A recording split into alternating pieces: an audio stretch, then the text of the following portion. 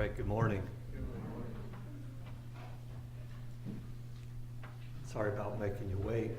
I'm used to hearing a song, and so I was down there with my thoughts trying to collect myself and didn't hear a song, and then somebody came down and said, okay, it's time now.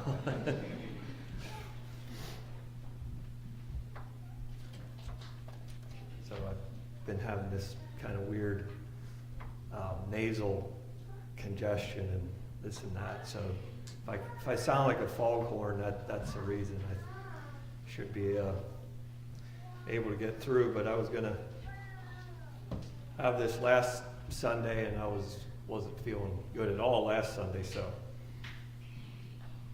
anyway.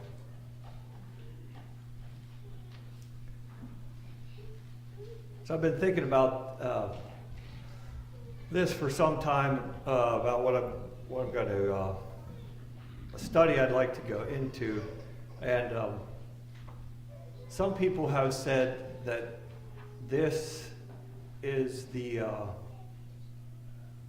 single greatest problem in religious philosophy. I guess I'll say it like that. And you may know what that is, and it's why does God allow righteous, God-fearing people to suffer, and at the same time, on the flip side, then you look around at wicked, evil men, and they appear to be prospering. So some people say that's the single biggest problem in religious philosophy. So I've been thinking about looking at a book in the Bible for a while, and so this morning I'm just going to do a summary of it that speaks on this subject, and you may have already know what it is. You may know what it is. It's the book of Job. And so we're just going to do an introduction to the book of Job and maybe a little summary. And you may know the book of Job well. I thought I knew it fairly well. You know the main narrative because it's actually quite short. But there's some fascinating things in the book of Job, and we'll probably be taking a look at some of them over the next few times I preach. So I'm going to do a summary about it so it kind of sets the stage and gives us an idea of how the whole book goes. And it is a unique book. It's profound and unique, and many people have studied to try to make some sense out of the book of Job. And one thing about it is we don't know who wrote it. We don't know exactly when it was written. And we don't know exactly where the land of Uz is or was. And so there's a lot of things we don't know about it. And apparently it's because these things aren't important. You know, the point of the story, these details are not important to, so we're just going to let that. So the author of the book, whoever it may be, wants us to focus on the story instead of those other details. And the questions raised by the author of this story, or the questions raised by Job. And this book is full of questions. I listened to, on audio Bible, I just listened to the whole book of Job.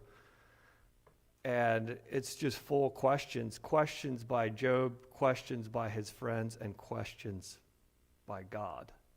It's full of questions. So, it's considered to be part of the wisdom literature. It kind of reminds you occasionally of the Proverbs. And so it's very well organized. Like I said, the story, the main narrative is just chapter 1, chapter 2, and a little bit in the last chapter of the book. That's just, once you read that, very short, you kind of have an idea of the book of Job. And then most of the book is just conversation between Job and his friends, and it gets kind of tedious, actually. And so, no, we're not going to go verse by verse through the book of Job, because it would just be, even listening to it, it's kind of, it's negative. It has some positive, in it here and there. But we're not going to be going, I don't think, you go through the book of Job verse by verse. But there's some very interesting concepts in the book that we're going to be talking about in the coming months. So I do want to look a little bit, and I'm not going to read that much out of the book this morning, but just to give you an overview, in chapter 1, we're introduced to the main character, Job, and I just jotted down a few things that we know about him. He was blameless. He was righteous. He feared God. He stayed away from evil. And he was the greatest man of his time in the East, it says. And so I take from that, I think that means his wealth. He was well known, and he was great in terms of wealth. And one thing I might point out now is the time period where it was set, Job's wealth was measured in the amount of livestock he had. And so that does give you a clue that it was before the kings, because once the kings, during the kings, their wealth was measured in gold and silver, whereas more in Abraham's time period, your wealth was measured by how much livestock you had, how many possessions you had.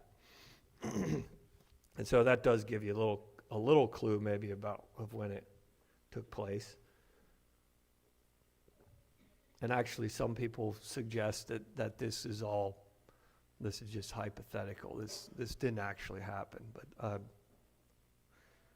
I wouldn't say that's the case. But however, there's a lot of questions with the book of Job. But one fascinating thing that I want to point out is the glimpse that we're given in the first chapter and in the second chapter into, you might call it, the heavenly realm, where the characters in the story had no idea what was going on in heaven, but we as a reader, reading it now, we know that Satan and God had this conversation.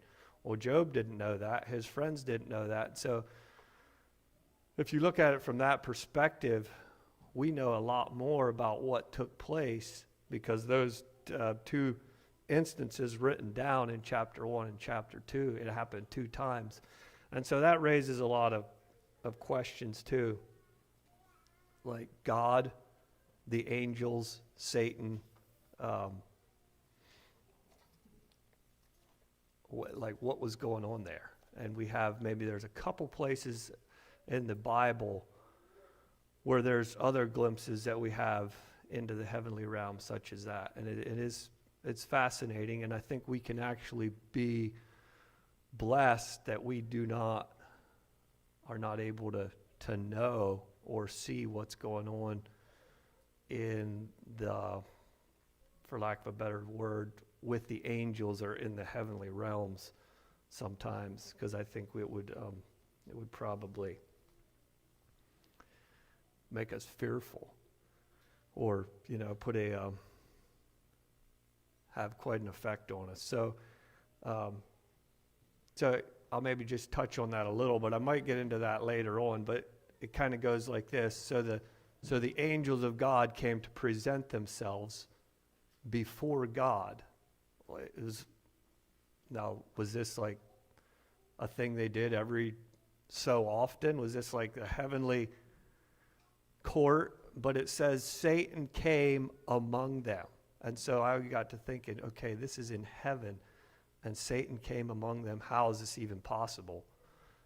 That Satan would be, was this in heaven? Was this on the earth? Did this happen? In Christian theology or philosophy, Satan is a fallen angel. Well, I found it interesting to note that I listened to a Jewish perspective on this, and I didn't know this before, but I found it interesting to note that they do not believe. They would say that's a Christian interpretation, Satan being a fallen angel, and we have pretty good evidence for that in the Bible. But they do not believe that. They would believe that Satan is not a fallen angel. He is in heaven as, let's see, how would they put it?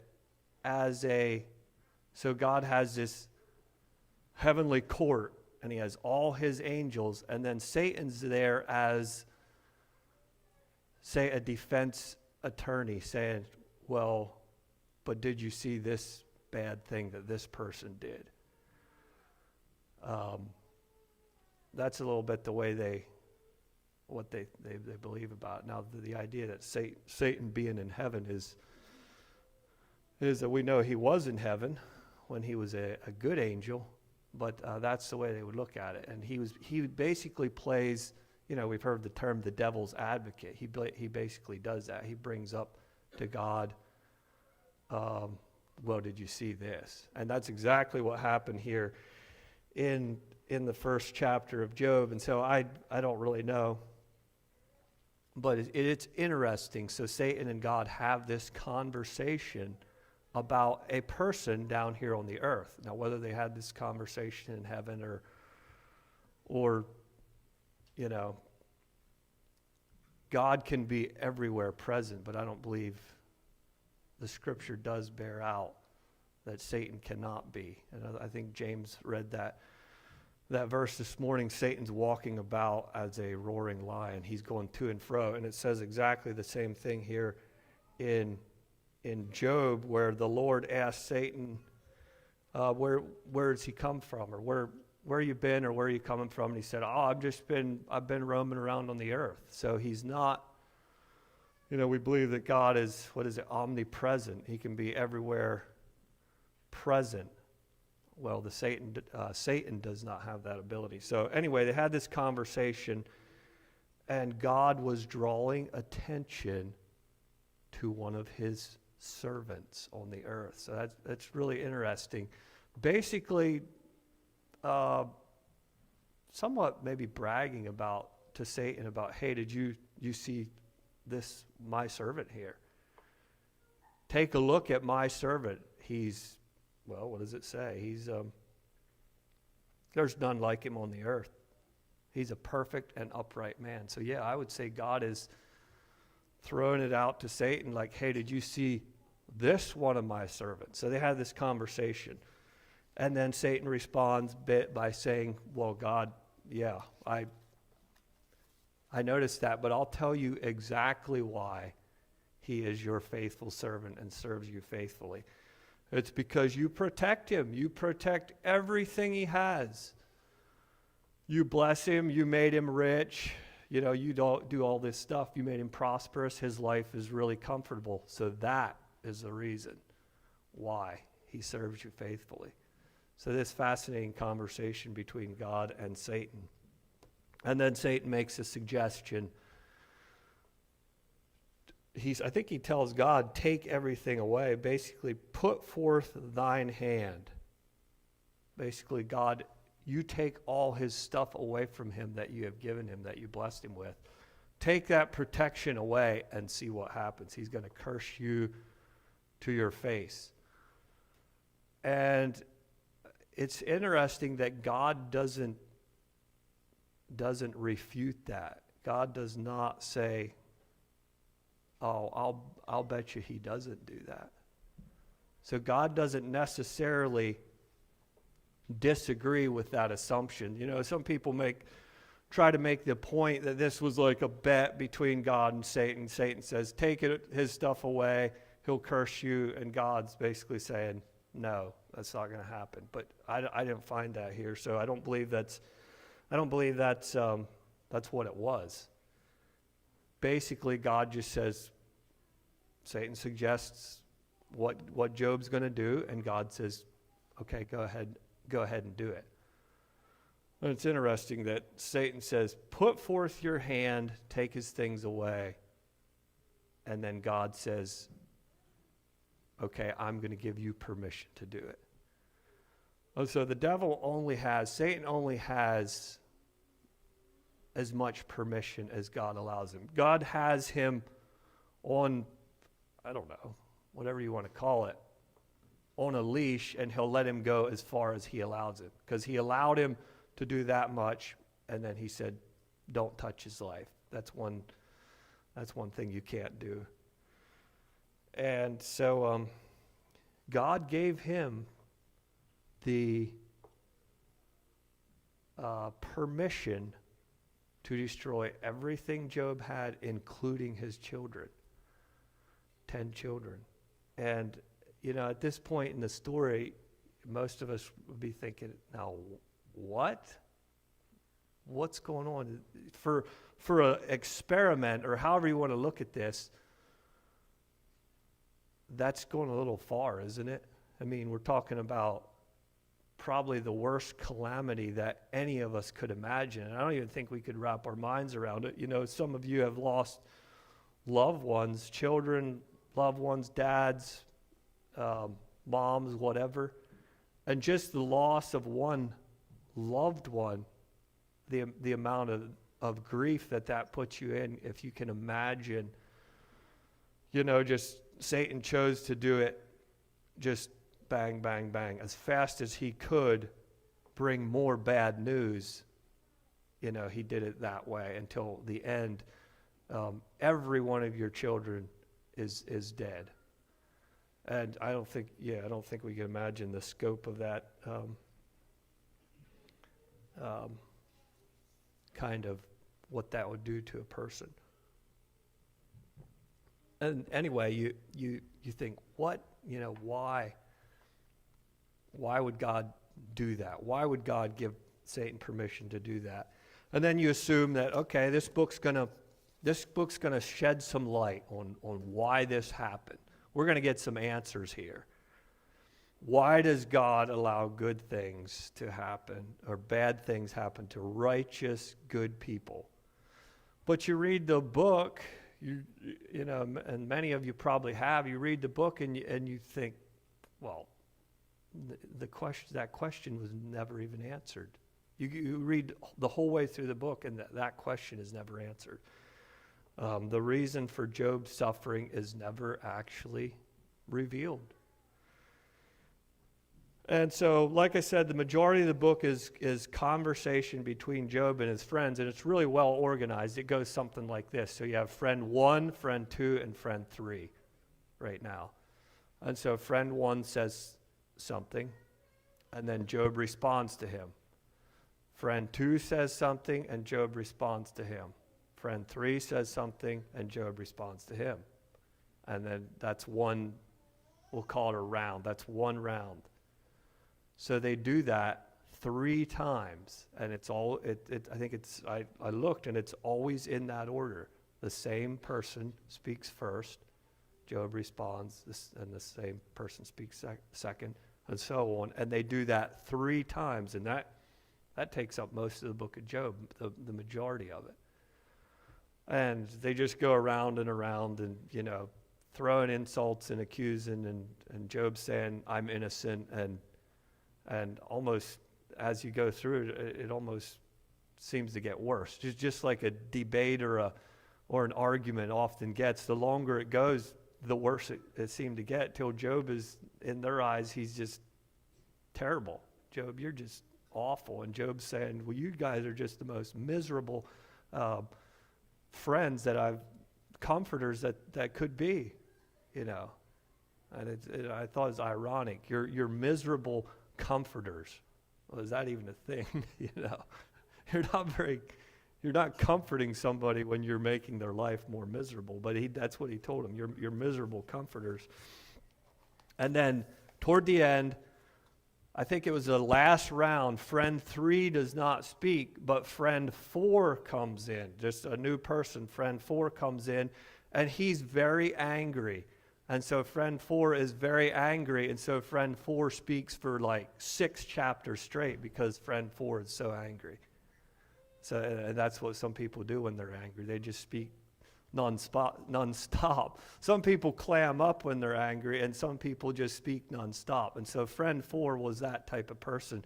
He just spoke, I think it's maybe 6 chapters nonstop because he was just angry. And then I think Job doesn't even answer him.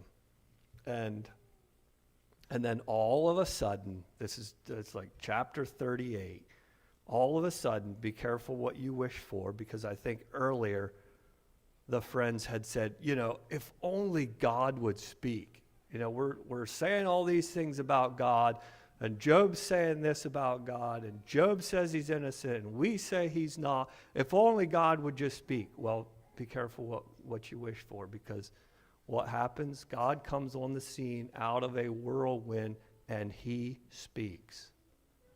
And that's chapter 38 to, I think, 42. And what he did end up saying was, Job, you spoke truth about me, but your friends didn't. And the friends said a lot of good things. I mean, it seemed to me, they said some nasty things too. They said some truth about God, but in the end, God says, basically saying Job's friends were wrong and you were right. And I don't believe Job was right the whole way through. Job was a human.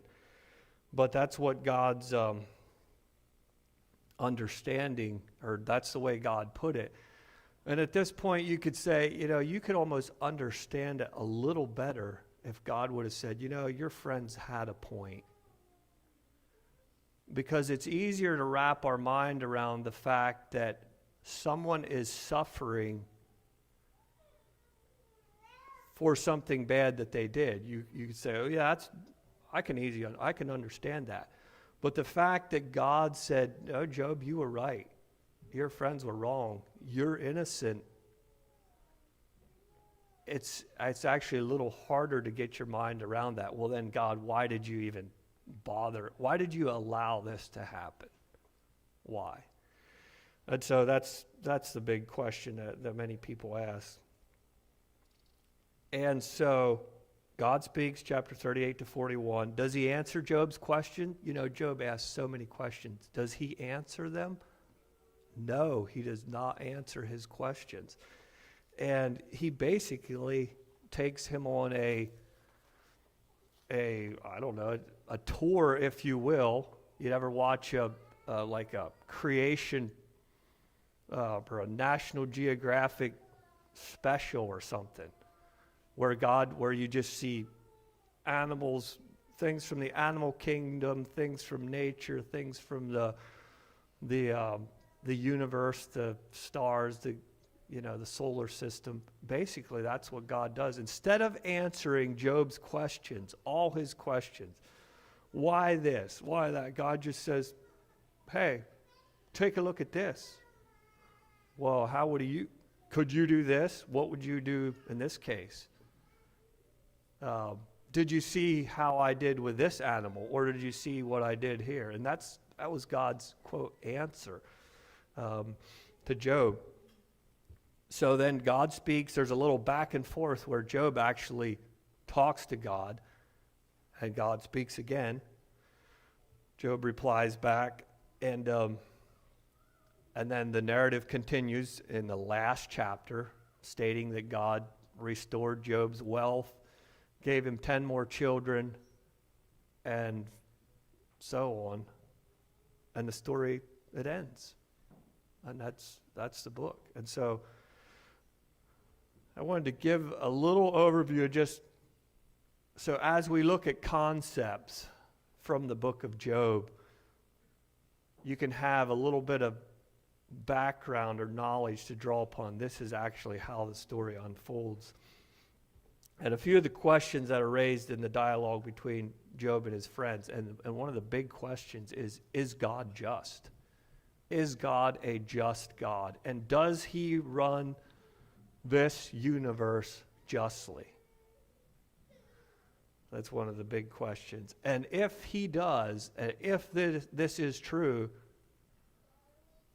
why are you suffering as a righteous man? Because let's say Job was the greatest man in the East. He was very wealthy, probably very well known as being a righteous man. And so if God is just, they're thinking, how, this shouldn't have happened. And so their conclusion the whole time was, Job, there's got to be something. You are not as just and innocent as you come across to be, because you're suffering.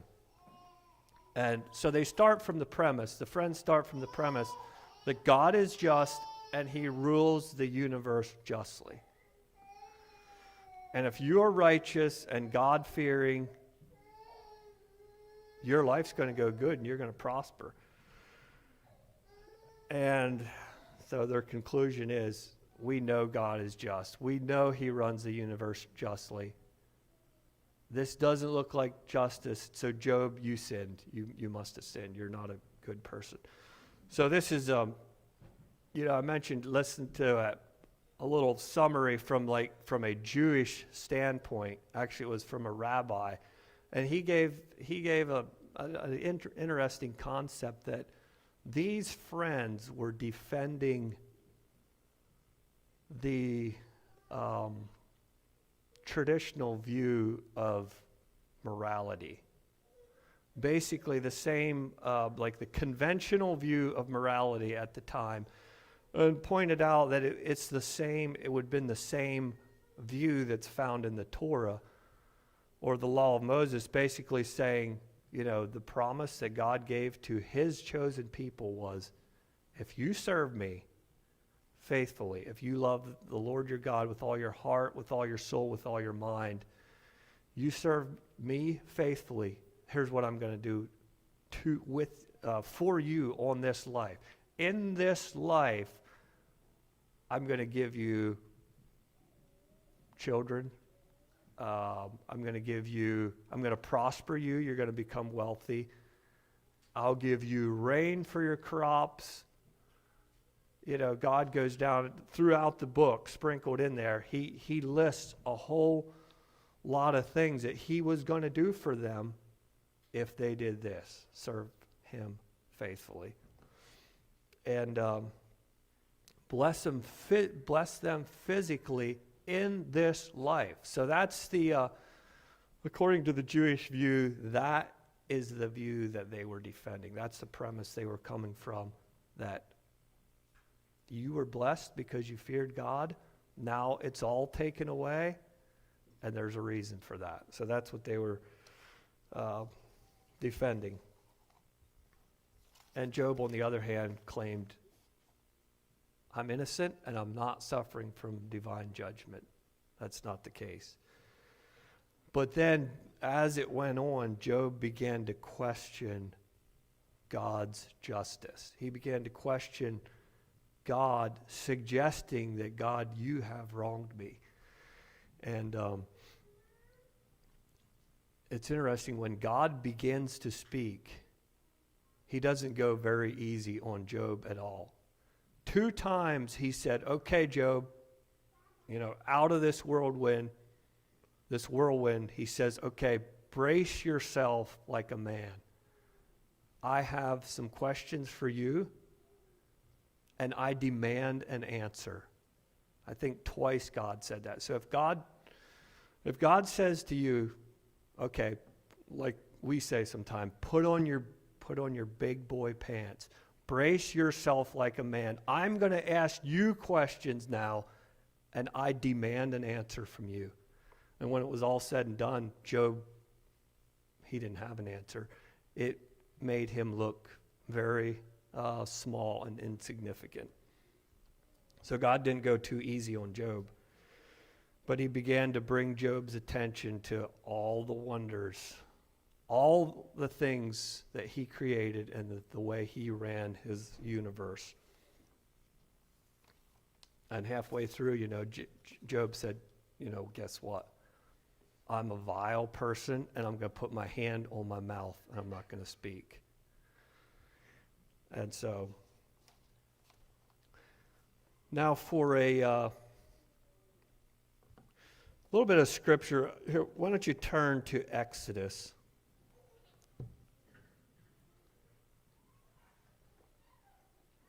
(33).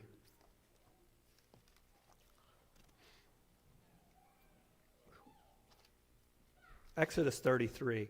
You know, there's another man in the Bible. There's probably many men, but there's another man in the Bible that had some questions for God. And here in Exodus 33, there's a man that it says, he talked to God face to face as a man talks to his friend. And he had some questions for God. You know, Job had a lot of questions for God. This man, Moses, had some questions for God.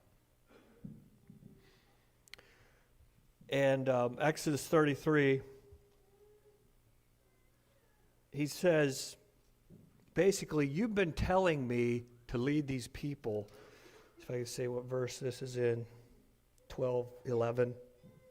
11, it says, Moses spake face to face. The Lord spake face to face with Moses, as a man speaks to his friend. And then in 12, it basically says, you've been telling me to lead these people, but you still haven't told me who you're going to send with me. So Moses had some questions. And then he had a request to make of God. If I've found grace in your sight, show me your ways. And it's somewhat of a similar question that Job had. Show me your ways. I want to know you. So actually, I think in the Jewish tradition, some actually suggest that Moses is the author of the book of Job. I don't know if you've ever heard that before, but that's from a Jewish standpoint. But Moses here says, show me your ways, I want to know you. And basically, you want me to lead these people, and you still didn't tell me who you're going to send with me. So a couple questions, or a statement and a question that Moses has. And what I found is interesting is, does God answer Moses' question? I want to know, sometimes we have questions in our life. We think, I hate this, I hate the unknown, I want to know this, and I'd like to know that. God, could you tell me, show me this, give me an answer for this. So Moses, a human like we are, same way. God, I want to know who's going to help me do this. God doesn't tell him. God doesn't answer him, but what I do want you to notice is what God says to Moses instead of answering his question. And basically, you tell me. It's found in verse 14. So Moses says, I want to know you. I want to find grace in your sight, and consider that this nation is thy people. And now, just earlier, he had said he wanted to know who's going to help him out. But instead of telling him who's going to help him, you want to know me, this is how I think, this is kind of the way I'm running my universe, my world. What God says to Moses is this. I thought it was really, he said, my presence shall go with thee, and I will give thee rest. That was God's response to Moses' questions. And I think it's similar to what we'll find in the book of Job. God's not going to answer, we have a lot of questions. Why do the righteous suffer? Why, this doesn't make sense to me. I've served you faithfully, and now you're sending this my way. God, why? How many of us, but I would venture to say every one of us in this room has some situation or many situations in our lives, some situation right now where you're saying, God, why would you do this? Why are you doing this to me? Or why do I have this issue, this problem, and this? And you know what? Maybe he has answered you, but if you look into the Old Testament, many times people ask him, why? You know what? God didn't answer. He did not answer them. But what he did say to Moses is very encouraging here. My presence shall go with you, and I will give you rest. So in the middle of your why this and why that, and God, why am I suffering this way? God's saying, my presence is with you, and I will give you rest. You can find rest and find my presence in the middle of your suffering. And so I think that's we're going to find in the book of Job. All the questions are not going to be answered. They're not answered in our lives. And then God says down, I'm sorry, I can really sing bass. I was singing bass this morning. I just can't. It's just in my nose and my throat, and I sound like a foghorn or a goose or something, or a duck, just kind of like my one ear's kind of shut, but that's enough. That's enough of that. But I'm just saying what I'm feeling. But down in verse 19, sometimes we wonder, God, why did you do this to this person? Why would you bless the wicked? But God says, you know what? I'm going to be gracious to whom I'm going to be gracious to. I'm going to show mercy to whom I choose to show mercy to. Basically, I'm God, and you are one of the billions of my creation, the human race, and I'm in control, and what I want to do, I'm going to do, and I'm not going to always answer your question. So I don't know if that's a depressing message to you, but the encouraging part is my presence will go with you, and I will give you rest. And so that's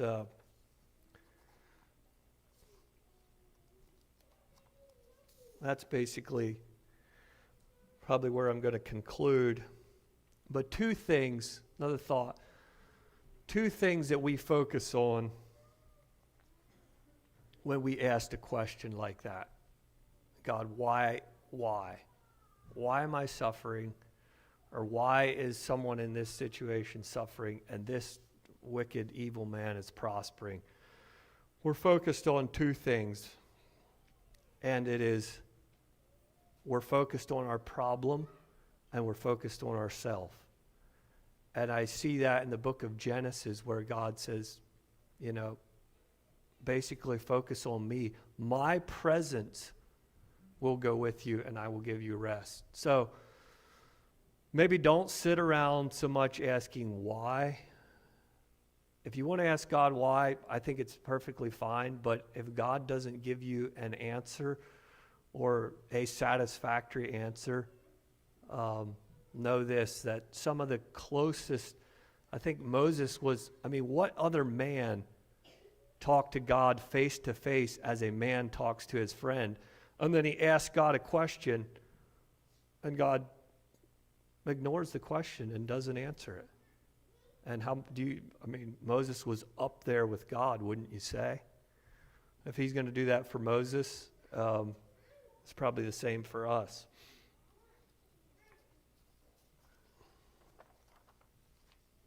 So people use the reason. They use the reason to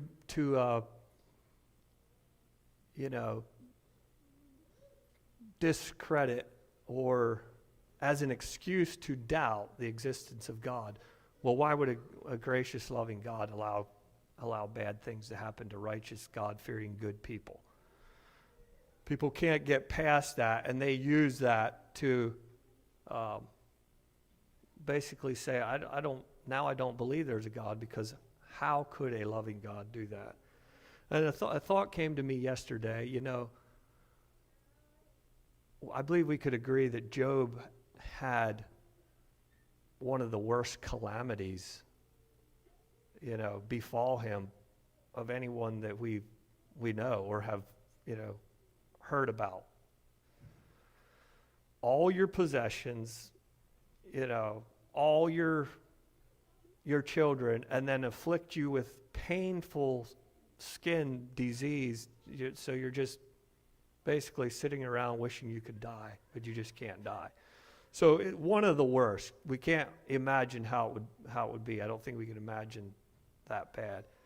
But did Job doubt the existence of God?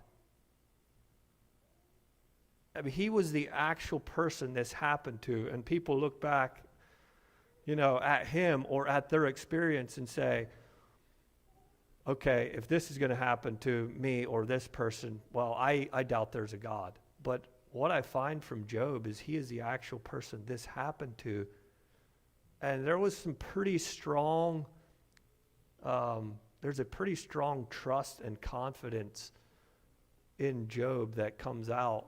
There's some negativity and some discouragement and some depressing things in the book of Job, but there's also there's a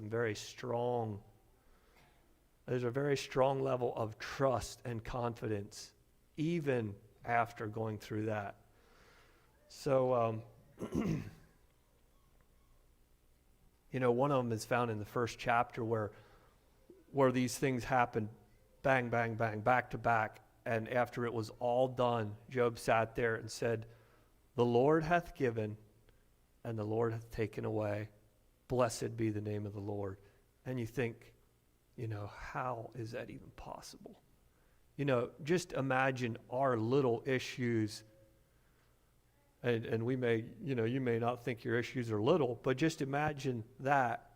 Think of Job and then think of that statement that he made. How could he bless the name of the Lord after going through that? And actually in chapter 19, I know that my Redeemer liveth, and that he shall stand on the earth in the latter day. Some strong expressions of trust and confidence. It came out of Job. And so,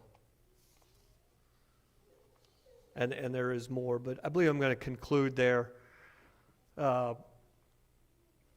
So I don't exactly know how my study's going to go, but I'm going to, pick maybe some things out of the book of Job to zero in on, but that gives us kind of an overview. But just know this, when you cry out to God and ask why does this have to happen to me? Why do I have this? Why am I in this situation? And God seems silent, or God does not answer you. Know this, there's promises in the Word, and what we read about what God said to Moses, my presence is with you, and I'm going to give you rest even in your situation. And so hope that can be an encouragement to you. So thank